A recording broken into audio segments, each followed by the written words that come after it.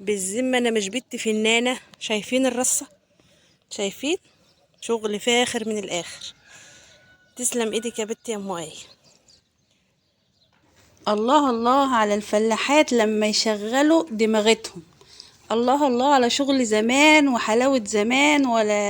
ولا تقولي لي بقى شغل مصانع ولا مواد حافظة ولا الكلام ده كله. لا لا لا لا لا.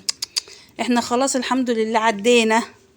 تعالوا بقى اقول لكم الجمال دوت عملته ازاي وبعمله ليه وعشان ايه، وكل حاجة هقولها لكم في الفيديو ده تخص البلح، او ازاي ان احنا بنجففه وازاي بنستعمله طول السنة يفضل عندنا. وعلشان بقى ايه، احنا اليومين دول لازم يكون عندنا اكتفاء ذاتي يا جماعة، عشان خاطر كل حاجة بقت غالية نار يعني اسعار في زيادة وجودة في بتقل. بصراحة نتكلم بصراحة وبكل وضوح. دلوقتي يا حبايب قلبي البلح، احنا دلوقتي في موسم البلح، احنا بنقول عليه البلح الحياني. وما شاء الله ولا حول ولا قوة الا بالله. فده طرح البلح بتاعنا، النخل بتاعنا بجيبه اللي بيفيض علينا، او البلح المستوي قوي باخده بعمله بالشكل ده. بس تعالوا الاول اوريكم الجمال والروعة، وسبحانك يا ربي وسبحانك يا ربي سبحانك يا رب. شايفين احلى صباح ده ولا ايه يا ولاد؟ احلى لوف طالع عند ام آية. يلا بقى اللي عايز يحجز من دلوقتي، اللي عايز لوف يحجز من دلوقتي، مراعاة مع ارتفاع الاسعار. تمام تمام، ربنا يصلح حالنا وحالكم اللهم امين يا رب العالمين. عايزه اقول لكم ان احسن، يعني شوفوا هو اللوف يعني الحمد لله انتج معايا وبقى كويس، بس احلى من الانتاج المنظر بتاعه على السطح تحفه. تحفه. حاجه تحس انك انت يعني في افخم حديقه. حاجه كده شغل رباني. ربنا يا رب يكتر عليا وعليكم الخير اللهم امين يا رب العالمين. بسم الله ما شاء الله ولا حول ولا قوه الا بالله. شايفين كوز اللوف عامل ازاي؟ دي زرعناها، ولا اللهم صل على النبي، ولا حطينا لها رش ولا حطينا لها اي حاجه، ولا عملت علينا عندنا اي تكاليف. كل خوف الوحيد منها ان هي كانت تلم لي الحشرات او الزواحف لا قدر الله، ان هي ايه، بحيث ان هي بتبقى واصله من الارض وتطلع عندك على السطوح عندك. بس الحمد لله اللهم لك الحمد وديمها علينا نعمه يا رب. الحمد لله ما حصلش اي حاجه، وان شاء الله باذن الله مش هيحصل اي حاجه. بس شايفين الطرح بتاعها جميل ازاي، وبسم الله ما شاء الله. اللهم صل وسلم وزد وبارك عليك يا سيدي يا حبيبي يا رسول الله.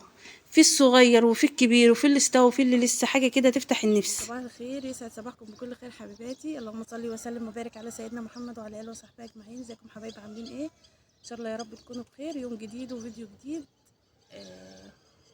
قبل ما نبدا الفيديو بتاعنا نسمي الله ونصلي على رسول الله، وندعي لاخواتنا في فلسطين، ربنا فلسطين وسوريا والسودان ربنا يا رب ينصرهم نصر عزيز مقتدر ويشفي مرضاهم ويرحم موتاهم اللهم امين يا رب العالمين. طبعا قبل ما ابدا الفيديو حابه اشكر كل اخواتي وحبايبي اللي عزوني في مرات خالي، وربنا يرحمها يا رب رحمه واسعه ويجعل مسواها الجنه وينور قبرها ويجعله روضه من رياض الجنه اللهم امين يا رب العالمين. المفروض الفيديو ده كان ينزل لكم امبارح، بس والله يعني انا قعدت هناك يومين في العزا. انا بالفعل اللي جيت نمت، انا ما كنتش قادره اقوم اعمل شغل بيتي والله. والله كنت نمت جسمي وجعني وتعبانه نفسيا والموضوع كان مستوفي معايا، فما قدرتش ان انا انزله امبارح.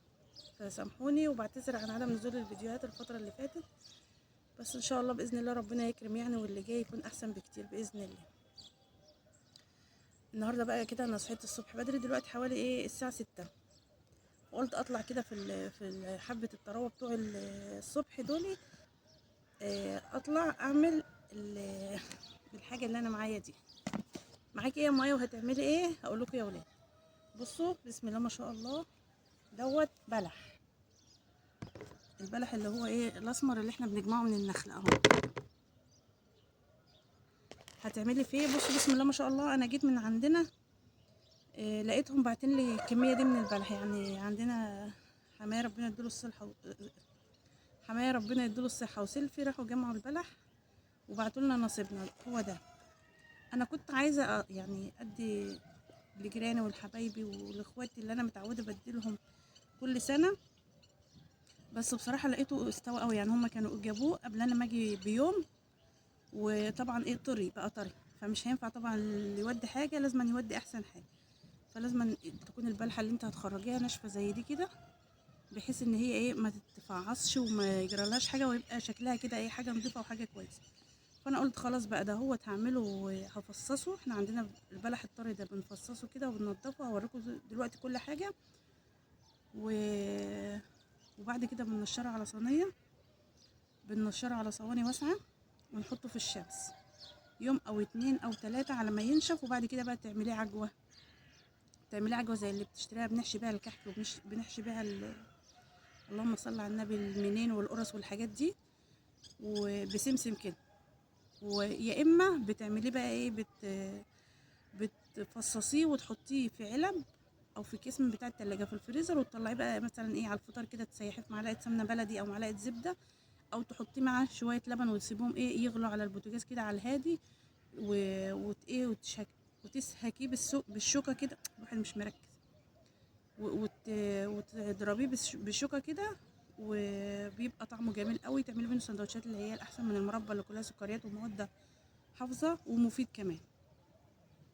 فاحنا دلوقتي هنسمي الله ونبدا بقى ايه نعمل البلح ده مع بعض. بس اهم حاجه متنسوش تحطوا لي اللايك وتشتركوا في القناه وتفعلوا زر الجرس علشان يوصلكم كل جديد، وتشاركوا الفيديوهات على قد ما تقدروا.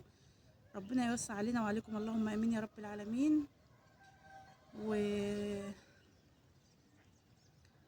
وربنا يصبر كل من بلي، اللهم امين يا رب العالمين. بصوا بقى البلحيه اهي، دي طريه قوي اهي، باينه معاكم اهي في الكاميرا اهي طريه. مجرد انك انت بتعملي من عليها القشره كده اهي، بصوا بتقوم نازله والقشره في ايدك اهي. هنحط القشره كده على جنب. بسم الله الرحمن الرحيم. طبعا ده لان لو كنت سبته اكتر من كده كان هيحمض وما كناش هنستنفع بيه. دي كان عندي برضو شويه في التلاجة، هنحطه في البلاستيكيه التانية اهي. كان عندي شويه في التلاجة برضو سايباهم عشان ابقى افصصهم كلهم مره واحده، والله لقيتهم حمضوا وحطيناهم للجاموسه امبارح، فالله المستعان. بصوا بكل سهوله هي بتنزل لوحدها لان هي استوت اصلا طريه قوي. بتفضلي بقى تعملي فيه كده،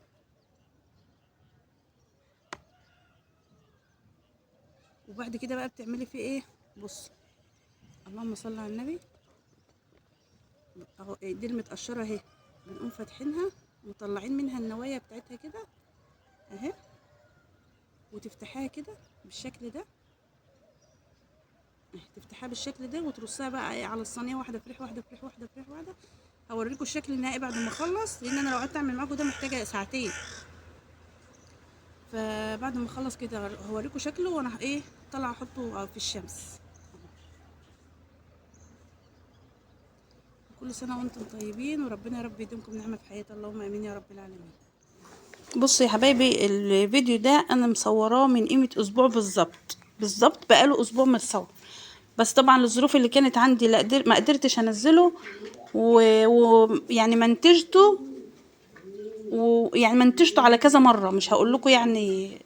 بصراحه الواحد اليومين دول يعني الحمد لله، ربنا يا رب يصلح حالنا وحالكم، اللهم امين يا رب العالمين. انا فضلت قاعده فوق على السطوح، فصصت البلح كله زي ما انتم شايفينه كده، شلت من عليه القشره وكله، وكانت بقى الشمس طلعت وبدات تنقح في دماغي، فقلت لا انا هاخده بقى وانزل تحت اعمله تحت، افصصه على الصينيه تحت. بسم الله ما شاء الله ولا حول ولا قوه الا بالله، رمى معايا كميه كويسه. بس عايزه اقول لكم انا كنت قاعده بعمل في البلح وانا دماغي مش معايا، لان ما شاء الله ولا حول ولا قوه الا بالله. زي ما انتم عارفين الجاموسه بتاعتي على وش ولاده، وكنت بقى دماغي عماله تودي وتجيب.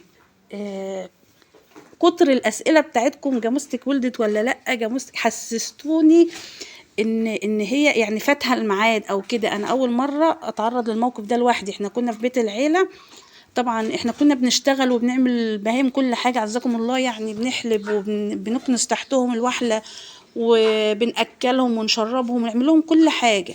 بس احنا كنا ايه يعني ايه، احنا كنا نعتبر عمال في الاشراف بتاعنا اللي هو حماية وحماتي، هم اللي كانوا مسؤولين. انما أنا دلوقتي انا بقيت صاحبة ملك ما شاء الله عليا، الله اكبر. فانا اللي بقيت مسؤولة عن الحاجة دي، بقيت انا العامل والمسؤول في نفس الوقت. فبصراحة قلقت عليها، هي كانت ما كانتش بقالها يومين كده مش مظبوطة. محمد جوزي ابو ايه قال لي على فكره هي ان شاء الله باذن الله ربنا هيكرمها في خلال اليومين ده هم، لان في علامات كده هو قالها لي بتبقى ساعه ما بتشوفيها بتعرفي ان هي خلاص بقى ايه على وش ولاده. يعني ممكن القرن بتاعها هيطش في اي وقت، وانا بصراحه كنت قلقانه لان محمد طبعا مش موجود معايا دايما، يعني بيروح الشغل احيانا بالنهار من الفجر وبيجي بعد العصر دلوقتي في التوقيت الصيفي اللي احنا فيه، وفي الشتاء بيجي المغرب، والورديه التانية بيروحوا الظهر وبيجي في نص الليل، فانا خايفه تولد في وقت من ده وانا اكون ايه لوحدي، فمش هعرف اتصرف وخايفه وقلقانه ودماغي بصراحه كانت عماله تودي وتجيب. فالحمد لله الحمد لله الحمد لله ربنا جبرها وولدت بالسلامه. انا قلت لكم طبعا في اللايف اللي انا كنت عاملاه ان الجاموسه ولدت الحمد لله ربنا رضانا، بس هي بعافيه شويه. هشرح لكم كل حاجه في الفيديو اللي جاي، واي حد عنده خبره في الموضوع ده او اي حد عنده يعني في اللي انا هقوله له، يعني يكون تاجر مثلا مواشي او يكون مربي وعنده خبره يفيدني ويقول لي اعمل معاها ايه، لان هي بصراحه مش عجباني يعني بالمختصر المفيد هي مش طبيعيه. فانا هقول لكم ان شاء الله كل حاجه من اول ما ولدت وايه المشكله اللي عندها، كل حاجه في الفيديو الجاي. بس الفيديو ده خلينا كده نشوف احنا بنعمل ايه وهنوفر ازاي، وهنحاول يعني نمشي امورنا في الايام اللي جايه. والغلا اللي احنا فيه ده، الغلا ده يعني غلا فاحش بصراحه، حاجه ما شفناهاش ولا هنشوفها قبل كده، وكله بقى جاي في وقت واحد، دخول المدارس مع موسم الحصاد مع كل حاجه، الواحد كده دماغه يعني فيها 600 حاجه كده. فصصت البلح اهوت، قعدت فصصته بسم الله ما شاء الله، دي اول صينيه. وشايفين البلح اهوت في البلاستيكيه، انا كنت قشرته كله مره واحده، وبعد كده بقى قعدت اشيل منه النوايا وارص على الصينيه. بس شايفين احنا لما بنغيب ما بنغيبش اونطه، احنا يا جماعه بنعمل شغل مظبوط، شغل فاخر من الاخر. شايفين الرصه؟ واخدين بالكم من الاتقان في العمل، واخدين بالكم من النظافه، واخدين بالكم من كل حاجه. شايفين الصوره كامله كده قدامكم؟ تمام. فين ده الشكل النهائي بعد ما خلصت تفصيص البلح وطلعته بقى في الشمس كده على السطوح اهوت زي ما انتم شايفين اهو. اتمنى بقى اللي وصل لحد هنا يصلي على النبي عليها افضل الصلاه والسلام، ويقول ربنا يديك الصحه يا ام ايه، يا ستي يا مدبره يا موفره، يا اللي شايفه مسؤوليه بيتك على اكمل وجه. الحمد لله اي ست بيت لازم تكون يعني شامله كل حاجه في بيتها، ولازم تكون ايه مراعيه كل حاجه. كلكم راع وكلكم مسؤول عن رعيه. هنا بقى كنت دي الصينيه التانية خلصتها تماما وطلعتها بقى ايه في الشمس، يعني الفرق بين دي وبين دي كان حوالي ساعتين 3. شايفين التانية خدت لقحة الشمس لونها بدأ يغير وبلحة بدأت تدبل، شايفين دي لسه طازة طالعة. هسيبهم بقى كده كمان ساعتين واقوم جايبه الطرحه زي ما هتشوفوا دلوقتي، وهغطيها معاكم في الفيديو، واسيبها بقى يومين 3 وبعد كده بقى نشيلها ونشوف هنعمل فيها ايه. عايزه اقول لكم ان انا ساعه ما عملتها وشفتها قدامي انا حسيت ان انا عضو مؤثر في المجتمع، حسيت ان انا يعني ينفع يطلع مني حاجه حلوه. والله العظيم يا ولاد الواحد لما بينجز حاجه بصراحه بيحس كده يسعد صباحكم بكل خير حبيباتي. شايفين اللوف عندي عامل ازاي؟ بصوا بقى البلح اهوت بعد ما بقاله يومين في الشمس، بصوا بقى هوريهولكوا شكله عامل ازاي. بسم الله الرحمن الرحيم. شايفين الطرحه مخلياه بيلمع زي ما هو اهوت، ولا فيه ولا عليه ترابه ولا دبانه وقفت عليه ولا اي حاجه، ما شاء الله ولا حول ولا قوه الا بالله اهو زي الفل. لازم ما تعملي شغلك تعمليه باتقان وتعمليه حاجه نظيفه، لان طبعا انت اللي هتاكليه انت ولادك. عملتي عجوه بتلاقيه ما شاء الله ولا حول ولا قوه الا بالله، ولا يقرقش تحت اسنانك ولا فيه ترابه ولا اي حاجه. شايفين ما شاء الله زي الفل اهو. هما شويه البلح اللي كانوا معايا دول عملوا لي ايه صينيتين اهو، ادي صينيه وادي التانية اهي اهي. بسم الله ما شاء الله اهي. ادي الكميه اللي انا عملتها. طبعا ده احنا كلنا منه لما بنطلع نقعد فوق اخر النهار كده بيبقى عامل زي الكاندي كده، بيمضغ كده تحت اسنانك وما شاء الله طعمه جميل، فبنتسلى فيه واحنا قاعدين اهو. نشيل الطرحه بقى وان شاء الله باذن الله دوت بقاله يومين 2 يعني خلاص. هم ايه هلموا بقى اخر النهار كده، هسيبه ياخد الشمسيه دي كمان والمه اخر النهار واعبيه في اكياس واحطه في التلاجة او في الفريزر لو مش هتستخدميه على طول. وان شاء الله باذن الله في الفيديوهات الجايه هوريكم ازاي بنعمله مربى وازاي بنعمله سندوتشات كده. يعني مثلا بنسيح البلح في معلقه زبده او شويه لبن على البوتاجاز وتحشي بيه سندوتشات العيال وهم رايحين المدارس، بيبقى ما شاء الله طعمه تحفه. يا اما تعمليه عجوه، بتجمعي يعني مثلا المره دي على مره كمان وتقومي ايه بتفرميه في المفرمه اللي هي البلدي اللي هي بتاعه البسكوت دي القديمه، او لو عندك مثلا حد عنده مفرمه بالكهرباء اللي هم مثلا بتروحي تعملي عندهم بفلوس ده، بتدولهم بيفرموه وبعد كده بقى تشكليه زي ما انت عايزه وتعيني بقى عندك في الفريزر. بس شايفين الشكل عامل ازاي؟ ما شاء الله ولا حول ولا قوه الا بالله. بصوا ده مطرح ما شلنا الطرحه اهي، البلحية قلبها مفتوح ونضيفة زي الفل اهي. بصوا هي كانت الاول طريه في ايدي زي، بصوا دلوقتي عامله زي الكاندي بالظبط اهي، بتحسها بتمضغ كده. ربنا يحسن ما بين ايدينا وايديكم. اتمنى الفيديو يعجبكم. تعالوا بقى اوريكم اللوف بتاعنا. بسم الله. بصي اي حاجه في الزمن ده او في اليومين اللي احنا فيهم الغلا دول تعمليها. بصوا ما شاء الله الرز خلاص اهوت، الناس بتضم وناس بتدرس وناس لسه ما ضمتش اصلا. ده موسم ايه؟ حصاد الزرع. اي حاجه بقى تعمليها في اليومين دول توفر معاكي بتنفعك. ربنا يا رب يكتر علينا وعليكم الخير. وبكده الفيديو بتاعي يكون خلص معاكم. اتمنى الفيديو يعجبكم. اكتبوا لي رايكم في الكومنتات واكتبوا لي رايكم انتوا بتعملوا البلح عندكم ازاي. ما تنسوش تحطوا لي لايك وتشتركوا في القناه وتفعلوا زر الجرس علشان ايه يوصلكم كل جديد انا بقدمه. شايفين ما شاء الله ولا حول ولا قوه الا بالله. ربنا يا رب يديمكم نعمه في حياتي. بحبكم في الله واشوفكم الفيديو الجاي على خير. اسيبكم في رعايه الله.